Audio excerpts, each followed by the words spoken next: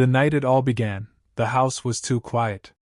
My children's laughter still echoed faintly in the walls, but the silence that followed pressed down heavy, like the calm before a storm. I sat at the kitchen table with the lights dimmed, bills spread across the wood grain, a cold cup of coffee untouched beside me. 15 years of marriage had taught me how to read numbers, excuses, and silences, but not lies. Not the kind that sleeps 6 inches away from you, breathing steady, looking like home. Hazel was upstairs, water running in the shower, steam curling down the hallway. To anyone else, it was an ordinary Tuesday night. But something in my chest refused to rest.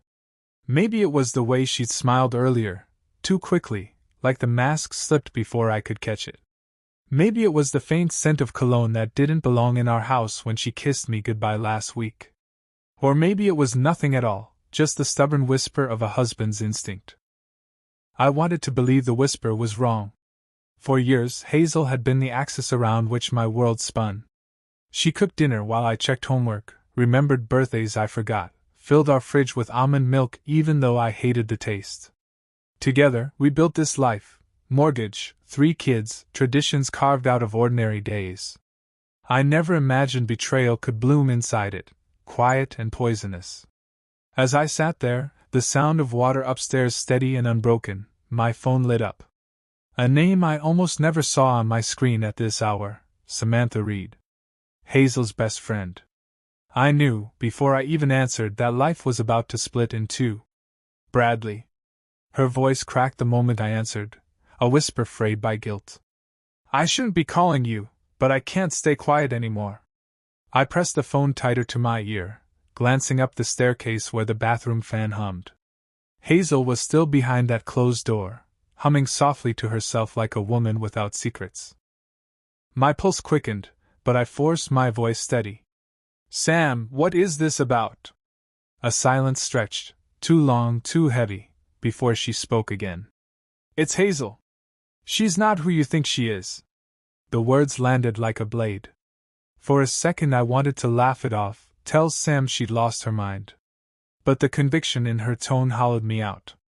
She's been seeing someone, Sam continued, voice trembling now, as though she was confessing her own crime. I just watched her leave Finnegan's with Ethan. They didn't hide it, Bradley. She introduced him as her boyfriend. Like you don't even exist. My eyes drifted to the half-empty backpacks by the door, my youngest son's sneakers kicked carelessly against the wall. Ordinary evidence of family life. And yet, in that instant, everything ordinary cracked. You're sure? My question came out calm, detached, the way I ask a client to confirm a date on a form. But inside, something was tearing. I'm so sorry. I should have told you months ago. I thought it would pass. But it's worse now. She's gone too far. I didn't respond. Just listened to the water upstairs shut off, the pipes groan, the faint sound of Hazel's feet moving across the floorboards. 2 worlds collided inside that silence. The woman I thought I knew, and the stranger Sam had just handed me. And I realized I didn't know which one would walk down those stairs. The bathroom door creaked open. Hazel padded down the hall in her robe, hair damp, humming the same tune she used to calm our kids when they were babies. She kissed my cheek on her way past, warm skin against mine, and poured herself a glass of water like nothing in the world was broken.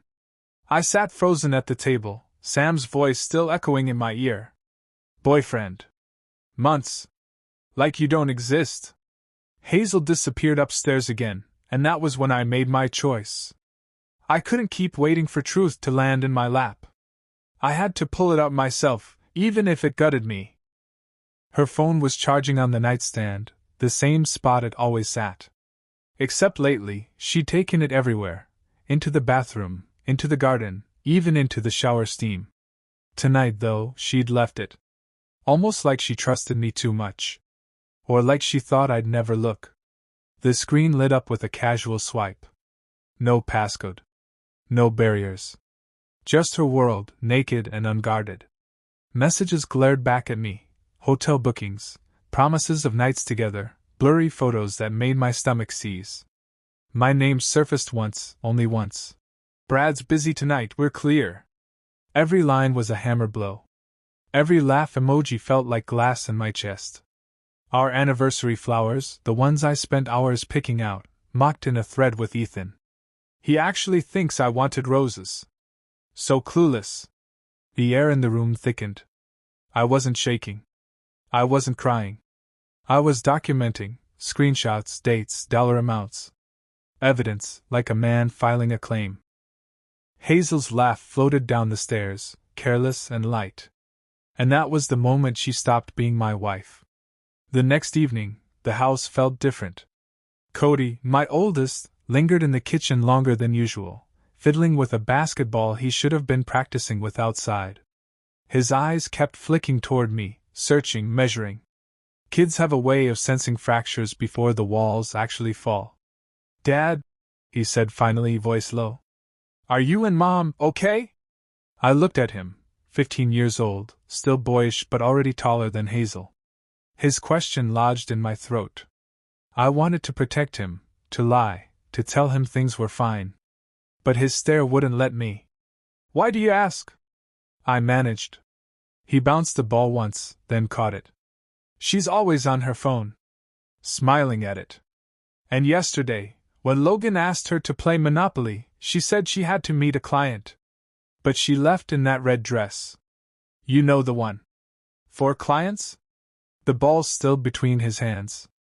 He knew. Not everything, but enough. I forced a smile that didn't reach my eyes. "Sometimes grown-ups go through things, Cody. But I promise you, no matter what happens, you and your brothers come first." He nodded slowly, like he was filing the words away, deciding whether to believe me.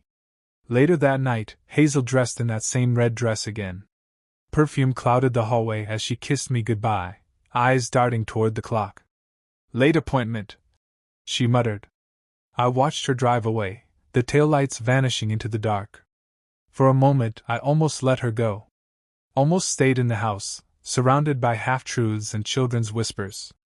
But something in Cody's gaze that afternoon had shifted me. I grabbed my keys. If Hazel had built another life, tonight I was going to see it for myself. The hospital smelled of antiseptic and fear. Logan lay pale against the sheets, machines humming beside him, his small chest rising unevenly under the weight of anesthesia. Appendicitis, the surgeon had said. Emergency surgery. Hours of waiting.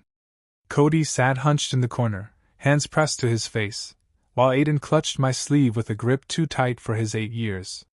My arms ached to hold all 3 of them, but there was nothing to do but sit in that cold, sterile room and wait. And wait. I dialed Hazel again. Straight to voicemail.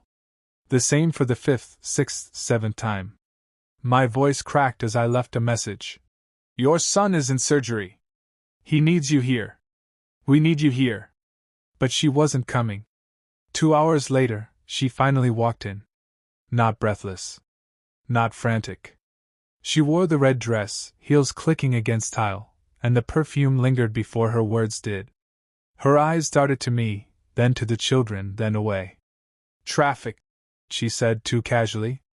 Cody stood up so fast his chair screeched against the floor. "Stop lying," he snapped. His voice was sharp, raw. "We all know where you were." The air cracked open. Hazel's face stiffened, lips parting with some excuse she couldn't shape. The truth hung between us, undeniable, as glaring as the beeping machines. I met her eyes, and for the first time, I felt nothing, not rage, not sorrow. Just clarity. She had already chosen. When the surgeon returned with good news, Logan would recover. It was me he addressed. Only me. And in that sterile glow, I realized I wasn't losing a marriage. I was gaining freedom. Hazel's absence had answered everything. That was the night I let her go. The divorce was not a battle. It was a surrender. Papers signed in silence, custody granted without a fight. Hazel drifted into Ethan's world like smoke seeking fire, and I let her go without looking back. Some losses are too heavy to carry, and some truths too sharp to keep pretending around. The house became ours again, mine and the kids. Not perfect, not polished, but real. Saturday mornings smelled of pancakes, not perfume. Evenings were loud with board games and clumsy guitar chords, not hushed arguments and locked phones. The absence of her betrayal was louder than her presence had ever been. Cody started practicing again, the ball thudding against the driveway at dusk. Aiden painted stars on his bedroom ceiling, saying he wanted to dream bigger. Logan, scar healing, crawled into my lap one night and whispered, "You didn't leave." I kissed his forehead, unable to answer. But his words stayed, carving something tender into the hollow places Hazel had left behind. Months later, word reached me that Ethan had done to her what she once did to me. Another woman. Another secret life. I felt no triumph, no satisfaction. Just a quiet recognition that cycles don't stop until someone decides to break them. I broke mine. On a Sunday evening, the four of us sat on the porch, the sky bruised with sunset.